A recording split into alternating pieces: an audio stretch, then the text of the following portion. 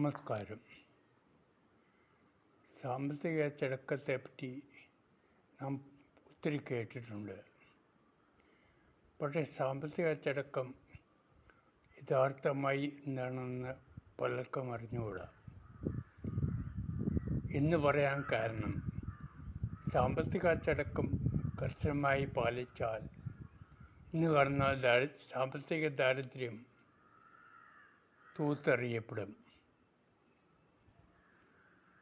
സാമ്പത്തിക അച്ചടക്കം എന്താണെന്ന് നമുക്ക് നോക്കാം. ആദ്യമായി ഒരു മനുഷ്യന് വേണ്ട കാര്യങ്ങൾ നാലായി തരംതിരിക്കാം. ഒന്ന് അത്യാവശ്യം, പിന്നൊന്ന് ആവശ്യം, പിന്നൊന്ന് സുഖകരം, നാലാമത്തേത് ആഡംബരം. ഭക്ഷണം, പാർപ്പിടം, വസ്ത്രം ഇവ അത്യാവശ്യത്തിൽ വരുന്നതാണ്. ആരോഗ്യം, വിദ്യാഭ്യാസം, ഗതാഗതം, വാർത്താവിനിമയം ഇവയെല്ലാം ആവശ്യത്തിൽ വരുന്നതാണ്. നല്ല വിദ്യാഭ്യാസം, നല്ല ആരോഗ്യം, നല്ല ഗതാഗതം, നല്ല വാർത്താവിനിമയം എന്നിവയിൽ എല്ലാം സുഖകരമായ അവസ്ഥയിൽ വരുന്നതാണ്. ഇതിൻ്റെ എല്ലാം ഏറ്റവും നല്ലത് ആണ് ആഡംബരത്തിൽ വരുന്നത്. ഏറ്റവും നല്ല വിദ്യാഭ്യാസം, ഏറ്റവും നല്ല ഗതാഗതം, ഏറ്റവും നല്ല ആരോഗ്യം, അങ്ങനെ പോകുന്നു.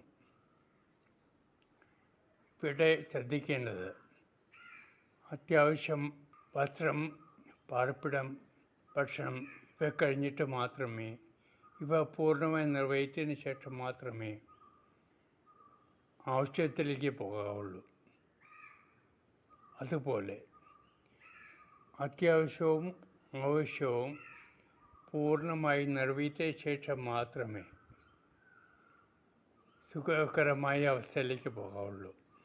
ആഡംബരമായ അവസ്ഥയാവട്ടെ, മറ്റു മൂന്നും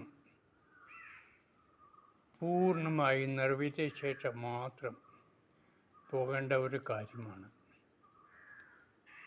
ഇത് ഈ ശ്രേണി കർശനമായി പാലിക്കുന്നവർ, അതൊരു വ്യക്തിയാവട്ടെ, ഒരു കുടുംബമാവട്ടെ, ഒരു സമൂഹമാവട്ടെ, ഒരു ദേശമാവട്ടെ, ഒരിക്കലും സാമ്പത്തിക ദാരിദ്ര്യം അനുഭവിക്കില്ല.